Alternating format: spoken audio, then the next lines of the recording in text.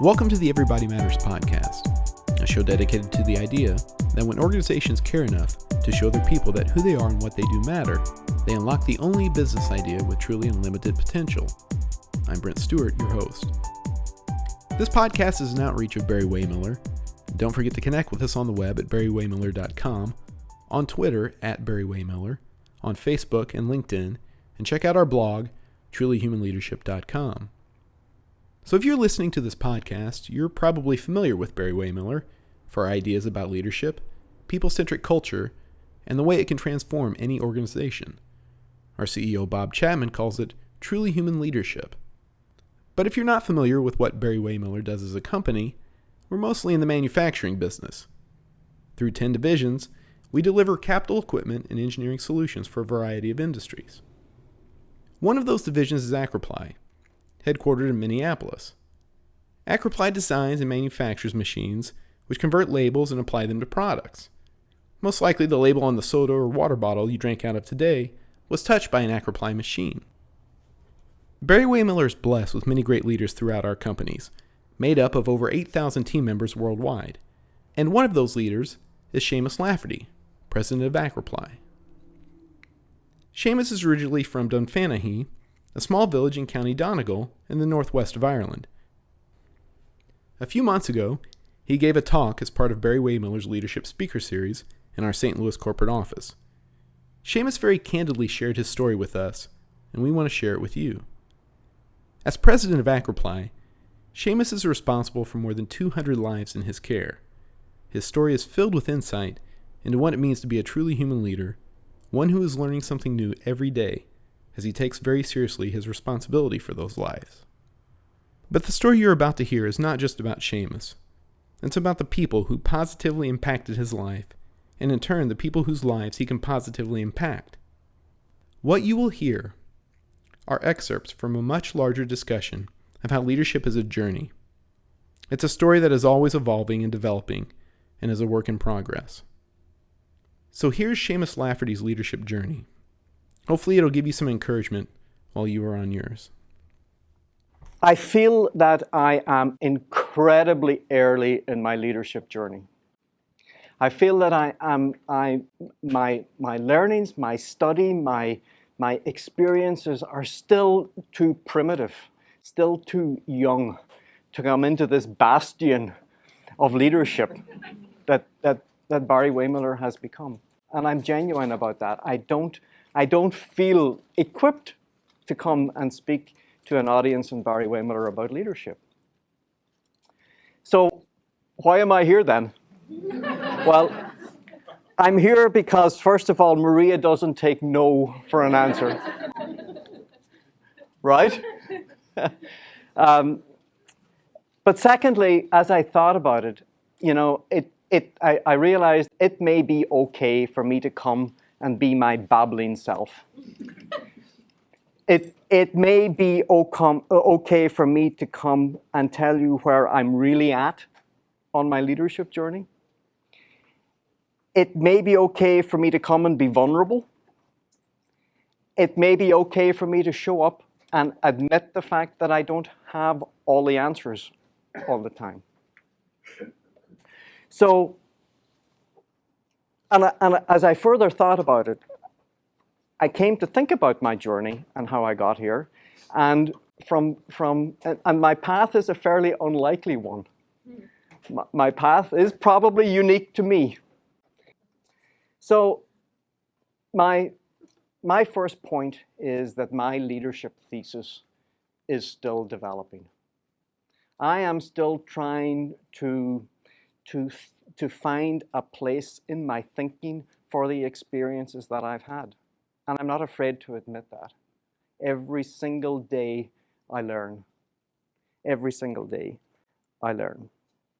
I have seen leadership challenge some of the smartest people I know, some of the most thoroughly good people that I know. And so I know we shouldn't take leadership for granted. And the concept of truly human leadership is so remarkably simple, right? It's not a complicated concept, and yet it is something that we actually have to work at. As natural as it should be to all of us, and many times it is natural, but then sometimes we have to work at it. Sometimes we have to reinforce it within ourselves, and sometimes we have to reinforce it within others around us. So leadership, and the topic of leadership is an interesting one. Now, you asked me to tell my story, and instinctively that takes you start to think about the beginning of your story, right? And you go back to the beginning and you work your way through chronologically. Well, I have to start. Actually, I'll bring you back to the beginning in a second, but I have to start in the here and now, because the here and now for me is an amazing place that I never really knew existed for me. I'm still coming to grips with it. I'm in a new role now for about the last 6 months or so, and it has been an amazing experience. I can honestly stand in front of you today and tell you that I love what I do. I can't imagine being anywhere else or doing anything else that I could get more from than where I sit right now. And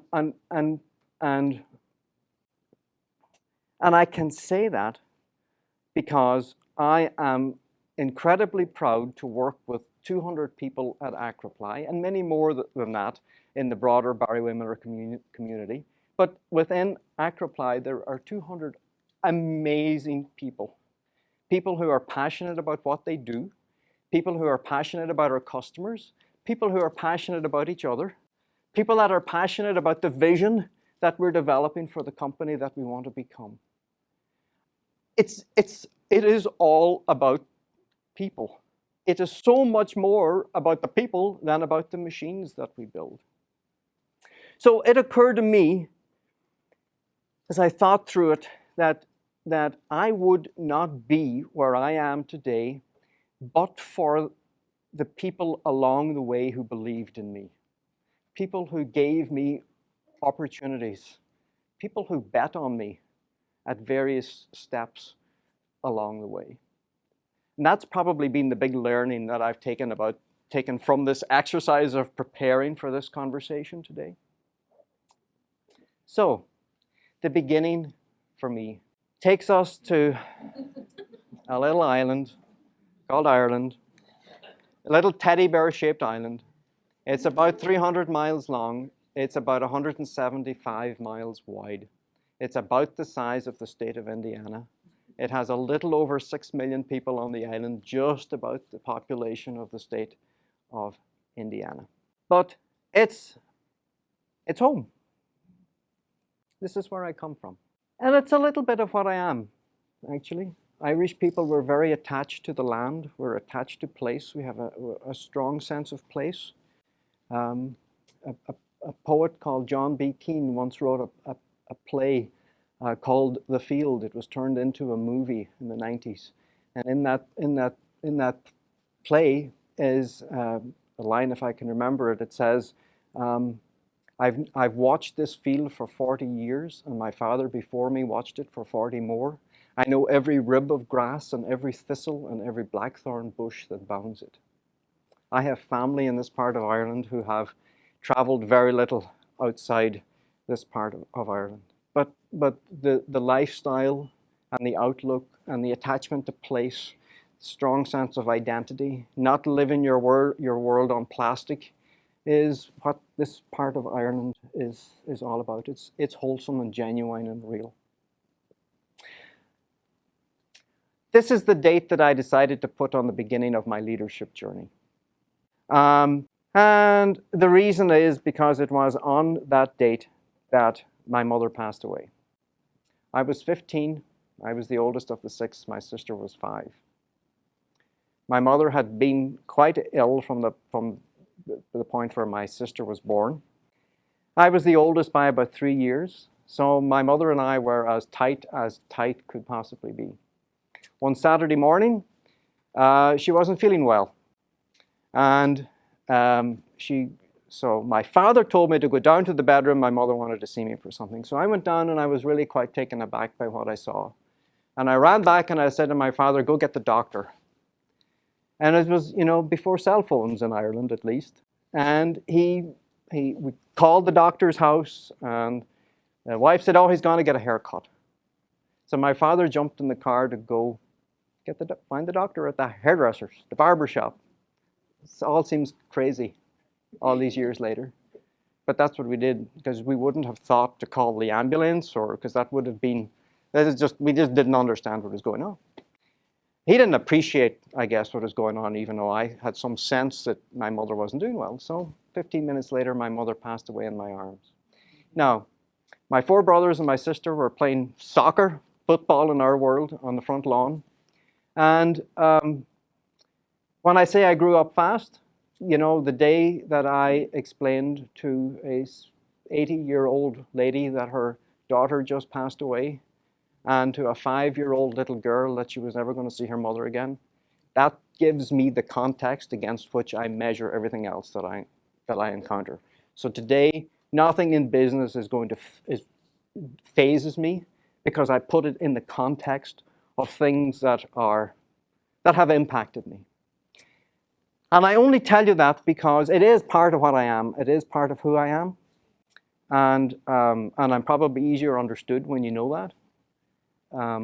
But it was also a great privilege. It is not something it's just a privilege. It's just something that I'm very comfortable with, and wouldn't have had it any other way. But that which happened that day is what starts the journey that brings me to where I am today. And good grief, you're all sitting in this room listening to me. One of the things I remember about this and the 2 or 3 days that follow when you have a funeral is you learn a lot, right? You learn about family and the importance of family. You learn about the importance of community and neighbors and friends. You develop a faith, and that becomes important to you. So you learn a lot. In my case, I learned to stop thinking about myself. I learned a fair old amount about parenting, right? Bob always talks about parenting. I don't have kids of my own, but I got a fair old dose of it back then, right? So you learn a lot, but the thing that sticks with me 27 years later is somebody that I don't know. I don't remember who it was, but at the funeral, in the graveyard, he came up to me and he said, "I worked with your mother 30 years before that in the local hotel," which is the only job my mother ever had, because in Ireland at that time you raised a family. And he said, "We didn't really know her. She was quiet. She kept to herself. But she was incredibly effective, because she used to go to the kitchen, and for some reason, she would get her food before the rest of us got our food."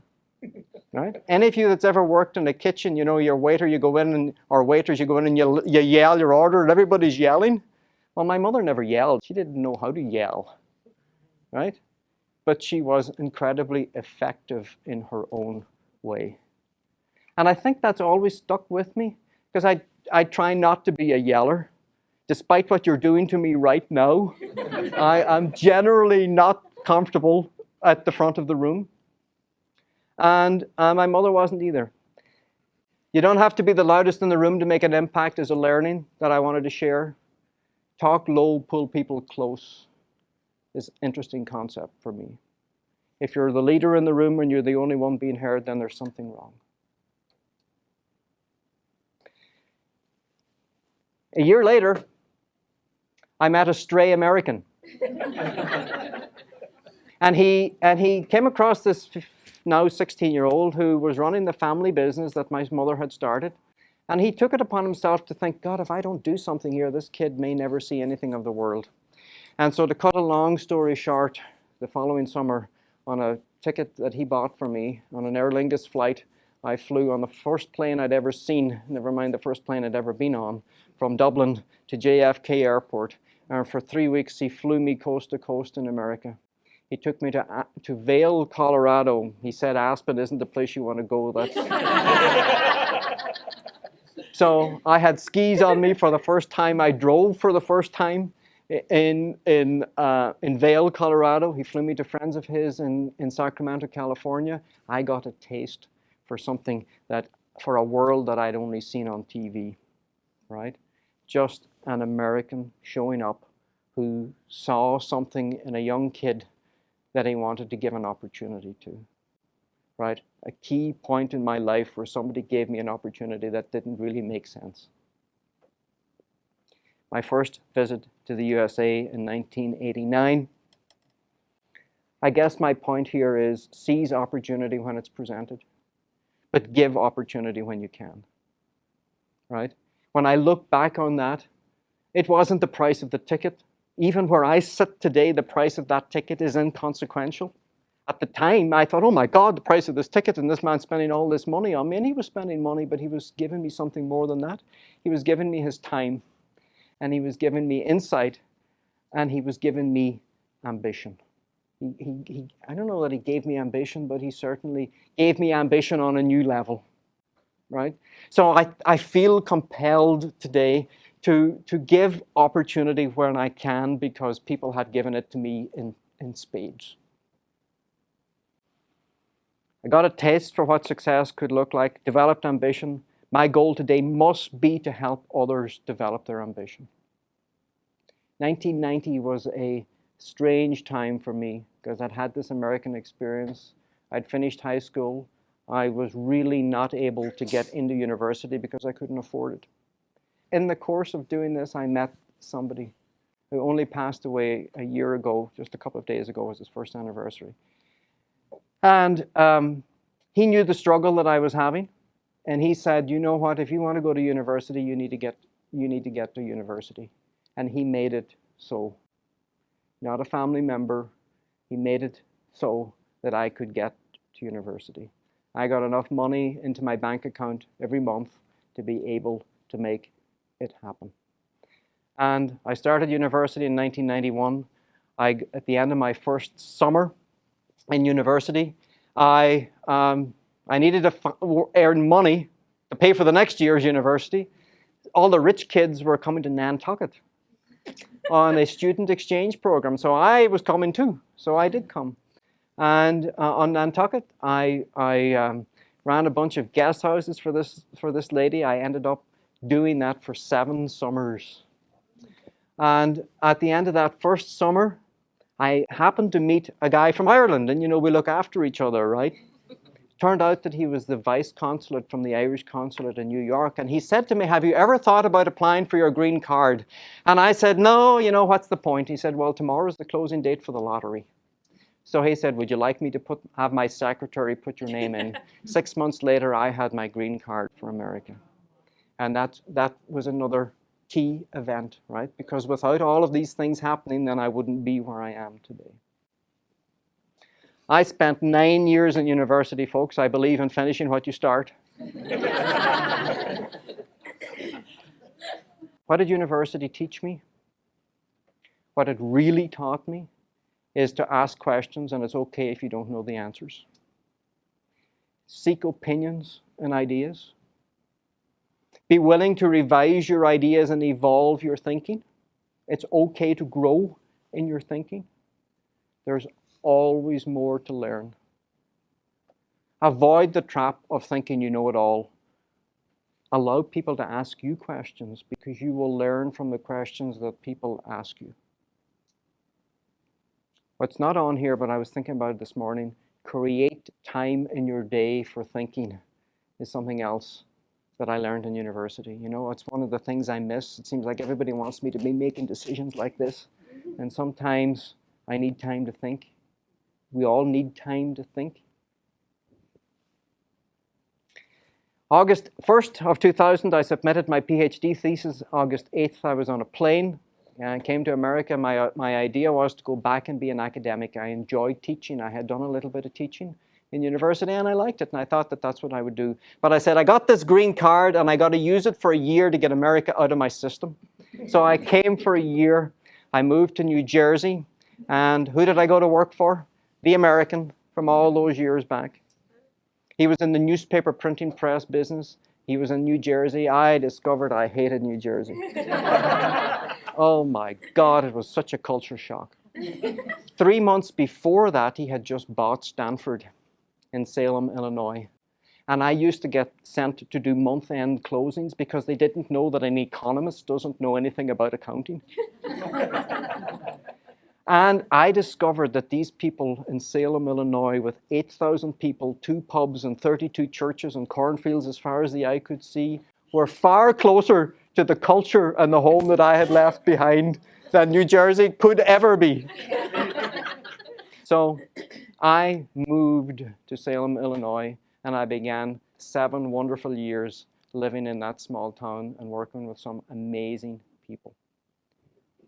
October 1st of 2007, we had put the company on the market. My partner, the American, was in his 70s. I was in my 20s. And the business got to a point where we needed to do something. I needed to buy it or it needed to be sold, and we decided to sell it. And there were 2 suitors at the end of the whole bidding process, and Accraply was one. I won't tell you who the other one was because that's not fair. But there wasn't a dollar difference in the final offer from these 2 companies, not a dollar difference. And because I was staying with the company, I got to decide which of the 2. And I visited Accraply and I met particularly Greg, but also the whole team there. And it was culture. It was the feeling that I got from people that is the reason why Stanford is part of Accraply and Barry-Wehmiller today. I've had 3 jobs in Accraply. I spent 2 years as the Director of Business Development for Stanford. That was because they didn't know what to do with me. They knew they kind of needed me around, but they didn't really know what to do with me. Then I spent 5 years as the VP of Sales and Marketing. And that was kind of the same thing, frankly. And for the last 6 months, I've been privileged to be the president of the company and have received nothing but support from Rob and from the executive leadership team at Accraply, and frankly, from a myriad of people.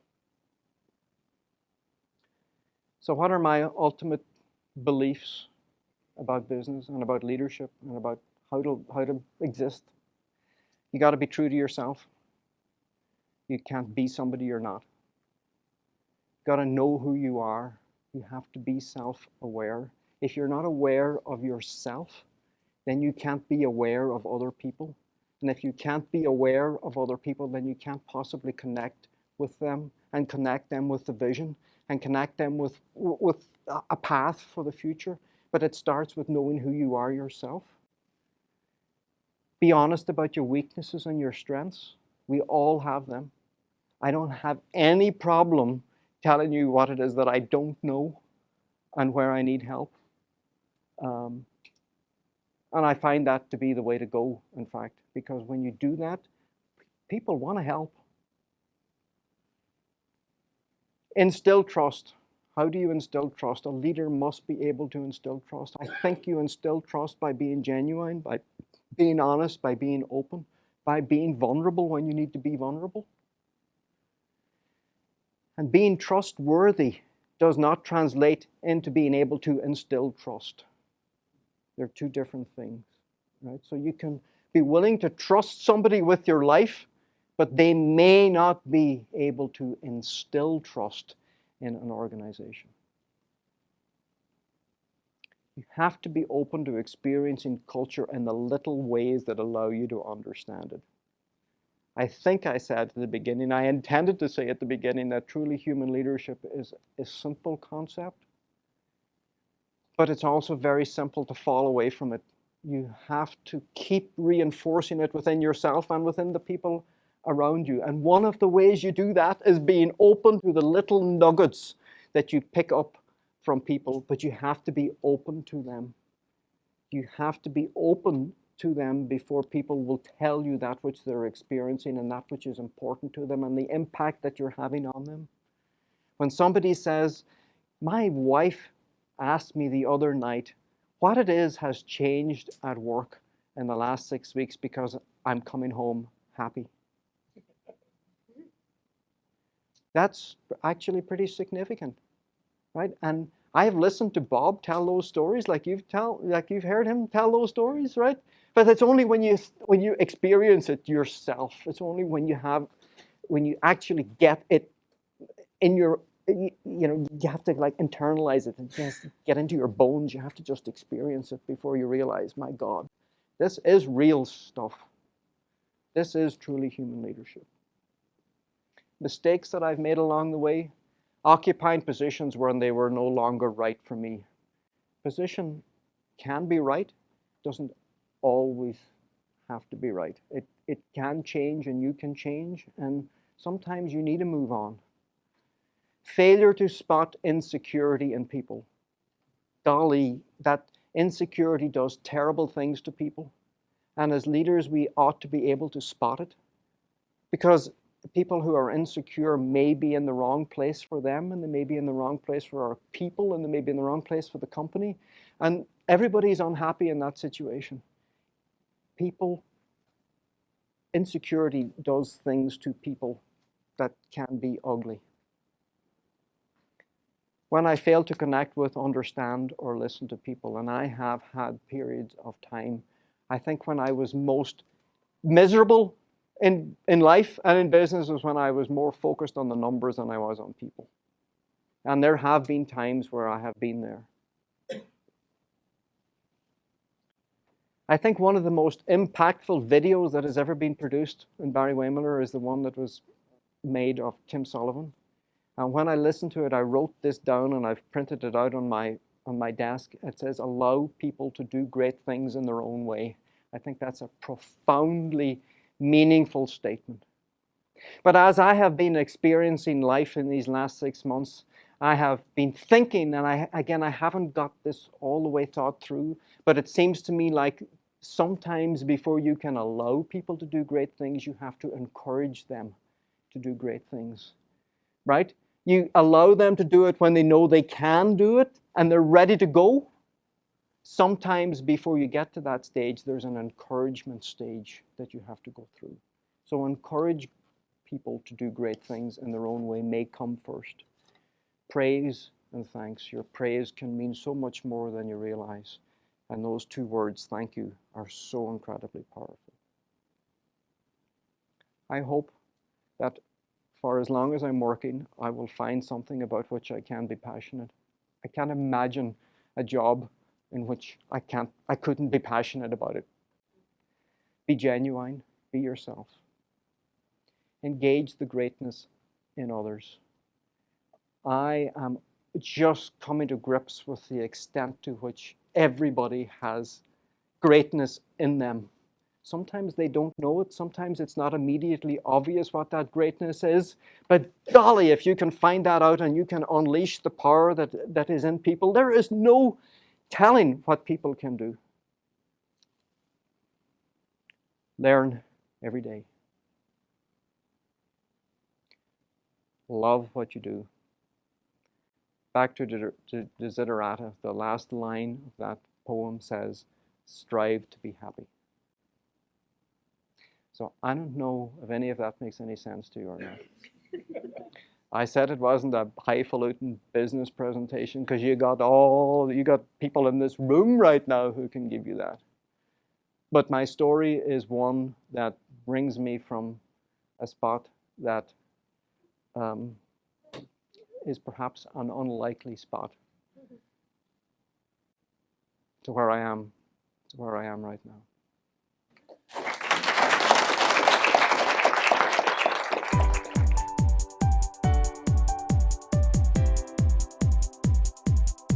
Thanks so much for listening to Everybody Matters.